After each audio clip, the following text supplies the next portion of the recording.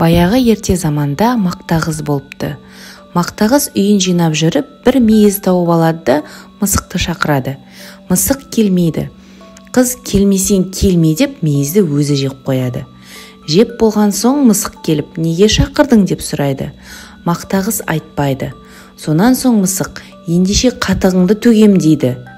Мақтағыз, мен онда құйрығыңды кесіп алам сенің дейді. Мысық қатықты төгеді, мақтағыз мысықтың құйрығын кесіп алады. Мысық сол кезде, апа, құйрығымды берші дейді. Мақтағыз, менің қатығымды төлеу үшін сиырға бару керексің әуелі дейді. Мысық әуелі сиырға барады. Сиыр, маған қатық берші дейді.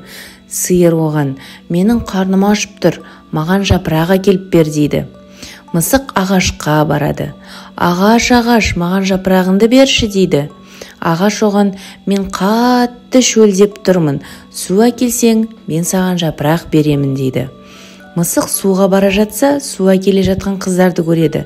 Қыздар, маған су беріңіздерші дейді.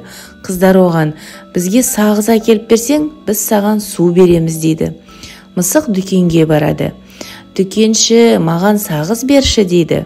Дүкенші, маған жұмыртқа әкеліп берсең, саған сағыз беремін дейді. Мысық содан тауыққа барады. Тауық, маған жұмыртқа берші дейді. Тауықтар оған, бізге дән әкеліп берсең, біз саған жұмыртқа береміз дейді. Мысық, енді не қыламын, қайдан дән аламын деп бара жатса, бір ін қазып жатқан тышқанды көреді. Мысық тышқанды бас салып ұстап алады. Жаныңның барында айт маған, үйіңде не бар дейді.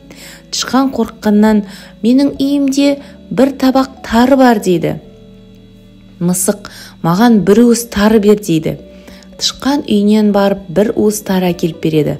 Мысық тарыны апарып тауыққа береді. Тауық жұмыртқа береді оған орнына. Жұмыртқаны апарып дүкеншіге береді. Дүкенші оған сағыз береді. Сағызды апарып қыздарға береді. Қыздар оған суды береді. Суды апарып ағашқа құяды. Ағаш жапырағынан береді. Ал жапырақты апарып сиырға береді. Сиыр оған қатық береді. Қатықты апарып мақтақызға береді. Мақтақыз мысықтың құйрығын қайтадан береді.